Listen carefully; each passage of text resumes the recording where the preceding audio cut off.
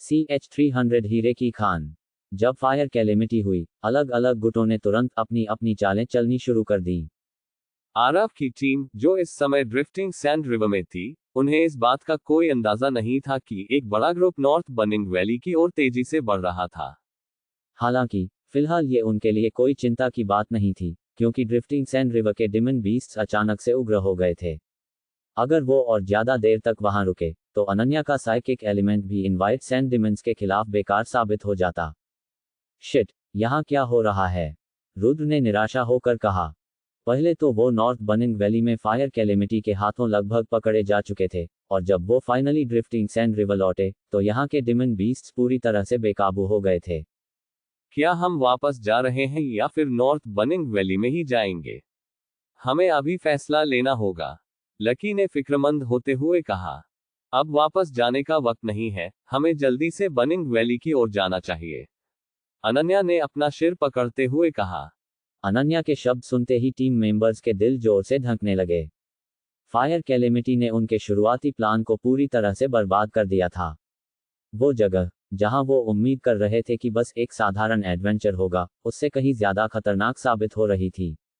आरव का मानना था कि फ्लेम वैले की एग्जिस्टेंस अब तक किसी को पता नहीं थी, इसलिए सभी की जान जोखिम में डालने का कोई मतलब नहीं था। कृति अभी भी एडवेंचर को जारी रखने पर जोर दे रही थी, लेकिन बाकी लोग फ्लेम वैले को ढूंढने में अपना इंटरेस्ट खो चुके थे। हालात तब और भी बदतर हो गई जब उन्हें यह एहसास हुआ कि ड्रिफ्टिंग सैंड रिवर भी विद्रोह कर रहा था। अनन्या का साइकिक एलिमेंट धीरे धीरे अपना इफेक्ट खो रहा था, और वो लोग इस समय जहां थे पवनपुर वहां से लगभग 10 किलोमीटर दूर था। उनके पास सुरक्षित जगह तक पहुंचने के लिए उतना ज्यादा समय नहीं था, और हो सकता है कि वो ड्रिफ्टिंग सैंड रिवर के बीच में फंस जाएं। वो छोटे एरिया में वाइट सैंड जायंट्स से निपट सकते थे, लेकिन ड्रिफ्टिंग सैंड रिवर के बीचों बीच में कितने वाइट सैंड जायंट्स होंगे, इसका कोई अंदाजा नहीं था। एक बार अनन्या का साइकिक एलिमेंट अपना इफेक्ट खो देता, तो वाइट सैंड जायंट्स अपने अनगिनत नंबर्स के साथ धीरे धीरे पूरी टीम को थकाकर खत्म कर सकते थे। अब वापस जाना मुमकिन नहीं है, हमारे पास एक आखिरी चारा बचा है, नॉर्थ बनिंग वैली वापस लौटने का। उम्मीद करते हैं कि फायर कैलेमिटी फिर से न हो, आरव ने जल्दी से फैसला लिया। फिक्र मत करो, फायर कैलेमिटी कभी भी एक साल में 2 बार नहीं होती, और मुझे लगता है इस बार तो और भी देर से होगी, कृति ने कॉन्फिडेंस से कहा। बाद में बात करेंगे, पहले इस डरावने ड्रिफ्टिंग सैंड रिवर से निकलते हैं, छुटकी ने कहा। टीम तेजी से आगे बढ़ी। अनन्या अब भी स्विफ्ट स्टार वुल्फ की पीठ पर बैठी थी, उसकी आंखें बंद थीं और वो पूरी तरह से रास्ता साफ करने फोकस कर रही थी। उसके चेहरे पर के शिकन से साफ पता चल रहा था कि उसे बेचैन वाइट सैंड जायंट से प्रतिरोध मिल रहा था। शुक्र है, ग्रुप ड्रिफ्टिंग सैंड रिवर के अंदर बहुत गहराई तक नहीं गया था। जल्द ही उनके सामने नॉर्थ बनिंग वैली का बंजर इलाका आ गया। डैश। जब वो किनारे पर पहुंचे, तो उन्होंने एक हैरान कर देने वाला नजारा देखा। वहां कई सारे लाशों ले ढेर पड़े हुए थे। आरव को अच्छे से याद था कि जब उन लोगों ने ड्रिफ्टिंग सैंड रिवर से भागने की कोशिश की थी, तो warrior level killing armour beast इस इलाके के आसपास मंडरा रहे थे। यह साफ था कि वो क्रीचर्स फायर की लपटों में घिर गए थे, और कोई भी प्रतिरोध दिखाए बिना वो कंकालों में बदल गए थे, इससे पहले कि वो ड्रिफ्टिंग सैंड रिवर में कूद पाते। मुझे कहना पड़ेगा कि मैं इस जगह से पूरी तरह थक चुका हूं। अगर मुझे पहले से पता होता कि ये जगह इतनी डरावनी है, तो मैं कभी यहाँ आने के लिए तैयार नहीं होता, चाहे मुझे मारकर ही क्यों न बुलाया जाता, रुद्र ने अपनी रीढ़ में सिहरन महसूस करते हुए कहा। किलिंग आर्मर बीस्ट्स इतने ताकतवर थे जितने की एक पूरी आर्मी, लेकिन उन्हें पल भर में हड्डियों के ढेर में बदल दिया गया था, जिससे ये साफ हो गया कि फायर कैलेमिटी कितनी खतरनाक थी। छोटी बच्ची की तरह शिकायत करना बंद करो, हम यहाँ आ ही चुके हैं, तो बेहतर यही होगा कि कृति की बात सुनो और कुछ अच्छा सामान ढूंढने की कोशिश करो। नहीं तो हमने जो खतरा उठाया है उसका क्या फायदा होगा, आरव ने उसका मजाक उड़ाते हुए कहा। चलो, शुरुआती प्लानिंग के अनुसार नजदीक जगहों पर फायर एलिमेंट सोल सीड्स ढूंढने की कोशिश करते हैं। हालांकि अगर कृति ने जो कहा था वो सच है, तो फायर कैलेमिटी के बाद यहाँ नए रिसोर्सेस जरूर होंगे, जिससे सोल सीड्स की गिनती बढ़ेगी और फ्लेम बेल को ढूंढना मुश्किल हो जाएगा, छुटकी ने बताया। मुझे नहीं लगता कि ये हमारे लिए बुरी खबर है, अनन्या ने कहा, जो जानती थी कि हर कोई कितना ज्यादा नर्वस था। अनन्या के शब्दों ने सबको कुछ जरूरी याद दिलाया, आखिर उन्हें फ्लेम बेल को क्यों ढूंढना चाहिए। अगर वो कुछ सोल सीड्स या और भी रेयर फायर एलिमेंट रिसोर्सेस खोज लेते हैं, तो ये उनके लिए एक बड़ी जीत होगी। ऐसी अवसरों का मिलना बहुत रेयर होता है। नॉर्थ बनिंग वैली हाल ही में एक फायर कैलेमिटी से गुजरी थी। अब ऐसा लग रहा था जैसे वो एक विशाल धधकते हुए आग के समुद्र के बीच खड़े थे, जहां हर तरफ गर्मी और लपटें थी। इसका मतलब था कि वो उस अनजान और खजानों से भरे भूमि के खोजकर्ता थे, जिसे पहले किसी ने नहीं छुआ था, जैसे कोई नई जमीन खोजने वाले पायनियर्स होते हैं, जो सबसे पहले वहां कदम रखते हैं। जैसे ही उनके दिमाग में सोने से भरी भूमि की कल्पना बनी, उनका फायर कैलेमिटी के लिए डर काफी कम हो गया। प्लान को भूल जाओ, चलो, रुद्र ने एक्साइटेड होकर कहा। शायद वो मौत से डरता था, लेकिन उसे पैसे से भी उतना ही प्यार था। शायद ये शेखावत फैमिली की एक आम आदत थी, और इस वजह से ही उसकी फैमिली इतनी अमीर थी। योजक चिन्ह। जैसे जैसे वो नॉर्थ बनिंग वैली के और अंदर घुसे, एक अजीब शांति ने उन्हें घेर लिया। उन्हें ये महसूस हो रहा था कि इस इलाके में कोई भी डिमन बीस्ट्स मौजूद नहीं थे, क्योंकि उनकी रेंज ऑफ विजन में कोई भी हलचल नहीं हो रही थी। करीब 2 किलोमीटर का सफर करने के बाद आरव की नजर जमीन की सतह पर लगभग उजागर हुए कुछ सोल सीड पीस पर पड़ी। वहां 3 सोल सीड पीस थे। आरव को अच्छे से याद था कि मार्केट में हर एक पीस की कीमत 30 लाख से 80 लाख तक होती थी। जो सोल सीड पीसेस उसे मिले थे, वो काफी हाई क्वालिटी के थे। वो उनमें से हर एक को आसानी से 50 लाख में बेच सकता था। ये जगह सचमुच सोने की खान जैसी लग रही थी। अगर यहाँ जमीन से ही सीधे सोल सीड के टुकड़े उठाए जा सकते थे, तो फिर यहाँ तो डायमंड्स भी मिल सकते हैं। जितने रिसोर्सेस मिले, सब इकट्ठा कर लो। बाद में हम प्रॉफिट को बराबर बांटेंगे, आरव ने कहा। सोल सीड पीसेस अच्छे हैं, लेकिन मुझे लगता है कि यहाँ इससे भी ज्यादा कीमती चीजें होनी चाहिए। हम यहाँ पहली टीम है जो यहाँ आए हैं, तो हमें जितने भी कीमती रिसोर्सेज मिले, उनका फायदा उठाना चाहिए। छोटी मोटी चीजों पर ज्यादा समय बर्बाद मत करो, छुटकी ने समझाया। रुद्र को यह सुनकर झटका लगा। यूनिवर्सिटी में लोग सिर्फ कुछ सोल सीड पीसेस के लिए एक दूसरे से लड़ते और हायर रैंक के लिए चैलेंज करते थे, लेकिन यहाँ तो वही सोल सीड पीसेस सबसे कम वैल्यूएबल थे। जब रुद्र ने सोचा कि उसे यहाँ कई सारे सोल सीड्स या उनसे भी ज्यादा वैल्यूएबल चीजें मिल सकती हैं, तो वो तुरंत जोश में आ गया। ये वही इंसान था जो फायर कैलेमिटी के बाद वापस जाने की बात कर रहा था, लेकिन अब वो टीम के सबसे आगे चल रहा था। उसकी आंखों में नई चमक थी। यहाँ एलिमेंट सेंसर्स लगाओ, आसपास कोई डिमन बीस्ट्स नहीं है, तो हम इन्हें यहाँ यूज कर सकते हैं, और ये दूर तक का एनालिसिस करेंगे, छुटकी ने ऑर्डर दिया।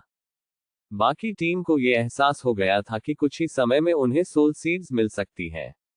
उन्होंने एलिमेंट सेंसर्स को जमीन में तेजी से और एफिशिएंट तरीके से दफनाया। एक सोल सीड की कीमत लगभग 2 से 3 करोड़ के बीच होती है, और फायर एलिमेंट वाली सोल सीड्स का एवरेज प्राइस 2 करोड़ से भी ज्यादा होता है। अगर वो बस कुछ सोल सीड्स खोजने में सफल हो जाते, तो वो सब अचानक बहुत अमीर हो जाते। CH-301 yellow flame. North burning valley में डिमन बीस्ट्स की संख्या फायर कैलेमिटी के बाद काफी कम हो गई थी। जब एलिमेंट सेंसर्स को लगभग 2 घंटे लिए जमीन में गाड़ा गए, तब भी कोई डिमन बीस्ट वहां दिखाई न दिया। शायद डिमन बीस्ट्स अब तक उस फायर कैलेमिटी के इफेक्ट से उभर नहीं पाए थे। सभी अपने अपने इलाकों में छिपे हुए थे और बाहर आने की हिम्मत नहीं कर पा रहे थे। जितना ज्यादा समय डिवाइस जमीन में रहता, उतना ही ज्यादा अच्छे से वो इलाके को स्कैन कर सकते थे, जिससे सोल सीड्स खोजने का समय काफी कम हो जाता। 4 एलिमेंट सेंसर्स को 4 अलग अलग दिशाओं में रखा गया था। टीम ने जल्दी ही सही दिशा की पहचान कर ली, और जब उन्होंने आगे बढ़ना शुरू किया, तो उन्होंने जमीन के तापमान में बढ़ोतरी महसूस की। ये साफ था कि वो एक सोल सीड के करीब थे। यही है, आरव ने एक्साइटेड होकर लकी और कृति से कहा। अपने अर्थ एलिमेंट का इस्तेमाल करके यहाँ की सोल सीड को जल्दी से लोकेट करो। लकी तुरंत एक्शन में आ गया, जैसे वो हमेशा करता था। आरव के कहने पर बिना किसी हिचकिचाहट के काम करने को तैयार। अगर उसके पास फावड़ा होता, तो वो शायद खुदाई शुरू भी कर देता। लेकिन कृति ने शांत रहते हुए उसे रोका। उसे मालूम था कि सोल सीड्स मूल्यवान होती हैं, लेकिन बनिंग वैली में होने वाली फायर कैलेमिटी के बाद यहाँ ऐसी और भी कई चीजें थी जो इससे भी ज्यादा मूल्यवान ही सकती थी। जैसे ही वो उस जगह पहुंचे, लकी जमीन में खुदाई करने के लिए बेचैन था, लेकिन कृति ने उसके कंधे पर हल्के से हाथ रखा। उसका इशारा था कि वो पहले सामने देखे। अभी थोड़ी देर पहले तक पूरी जगह एक रेत के बादल से ढकी हुई थी, जिसने सामने के नजारे की धुंधला कर दिया था। जैसे जैसे रेत का बादल साफ हुआ, उन्होंने सामने एक विशाल गड्ढा देखा, जो शायद किसी उल्कापिंड के गिरने से बना था। ये गड्ढा लगभग 1 किलोमीटर चौड़ा था, कढ़ाई की तरह गोल और गहरा। इसका आकार और विशालता दोनों ही उन्हें हैरत में डाल रहे थे। इसके अंदर का एरिया पूरी तरह से सूखा पड़ चुका था, और इसकी सतह जगह जगह से फटी हुई थी, दरारों से छोटे छोटे ज्वालामुखी निकल रहे थे। उन ज्वालाओं का अंदरूनी हिस्सा पीले रंग का था, जैसे हवा में झूलते हुए गेहूं के डंठल। जरूर यहाँ पास में एक सोल सीड मौजूद है, छुटकी ने तुरंत कहा। क्योंकि सिर्फ एक सोल सीड ही आग के रंग को बदल सकता है।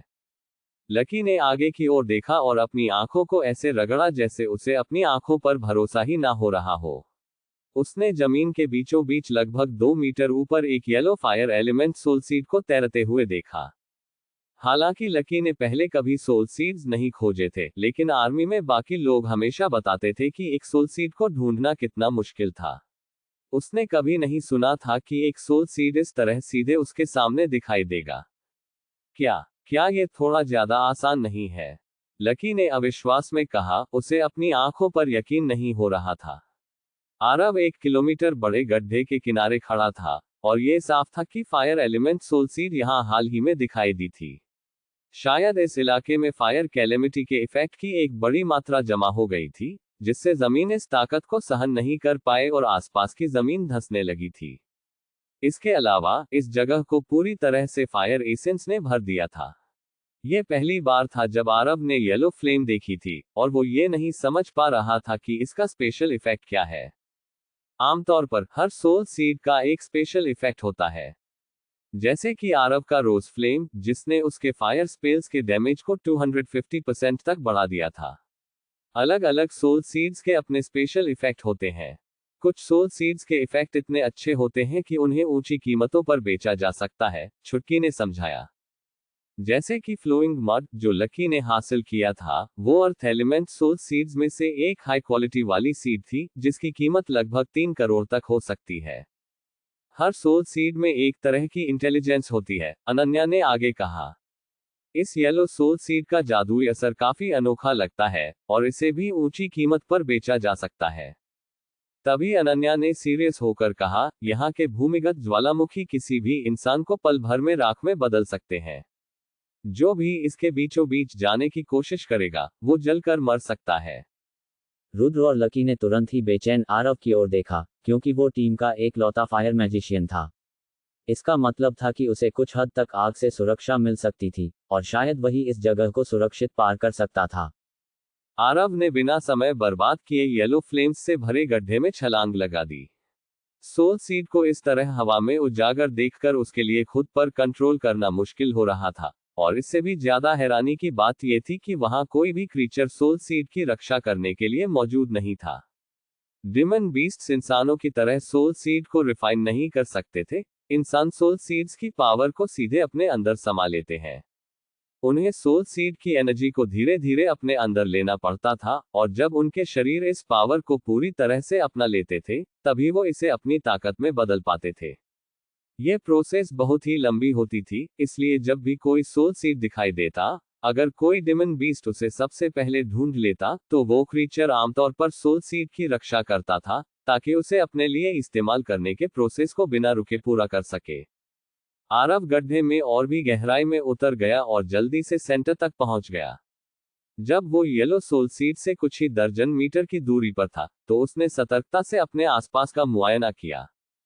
ऐसा लगा जैसे प्रकृति ने इतनी कीमती सोल सीड को उसकी आंखों के सामने रख दिया हो।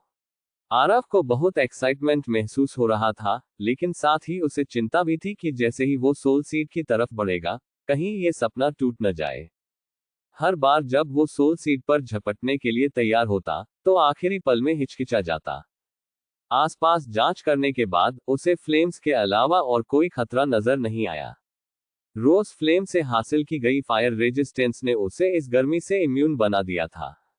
आखिरकार उसने अपनी रफ्तार बढ़ाई और जैसे ही आगे बढ़ा, उसके चेहरे पर गर्म हवा का तेज झोंका लगा। उसे लगा जैसे उसे आगे बढ़ने में मुश्किल हो रहे है, लेकिन उसकी इच्छा शक्ति इतनी मजबूत थी कि सोल सीड उसके ईविल क्लॉ का सामना नहीं कर सकता था। आरव ने सोल सीड को बड़े ध्यान से कंटेनर में रखा। उसके चारों ओर येलो फ्लेम्स की हीट से वो थोड़ा अनकंफर्टेबल महसूस कर रहा था, लेकिन प्रोसेस काफी स्मूथ रहा। वो अब भी मन ही मन सोच रहा था कि जैसे ही वो सोल सीड को यहाँ से ले जाने की कोशिश करेगा, जमीन से एक 3 सिरों और 6 हाथों वाला मॉन्स्टर निकलेगा और उसका पीछा करेगा। लेकिन ऐसा कुछ भी नहीं हुआ। इसके बजाय जब सोल सीड कंटेनर में सुरक्षित हो गया, तो उसके आसपास की येलो फ्लेम्स धीरे धीरे बुझ गईं। अब मुझे यकीन हो गया है कि फायर कैलेमिटी इस बर्निंग वैली में किसी ग्रैंड फीस्ट जैसी है, रुद्र ने कहा, जब उसने देखा कि आरव ने सोल सीड को इतनी आसानी से हासिल कर लिया। अगर इतनी अच्छी क्वालिटी की सोल सीड इतनी आसानी से मिल सकती है, तो ये तो सिर्फ शुरुआत है। भगवान ही जाने जब वो इस जगह को और गहराई से एक्सप्लोर करेंगे तो क्या क्या अनमोल खजाने हाथ लगेंगे।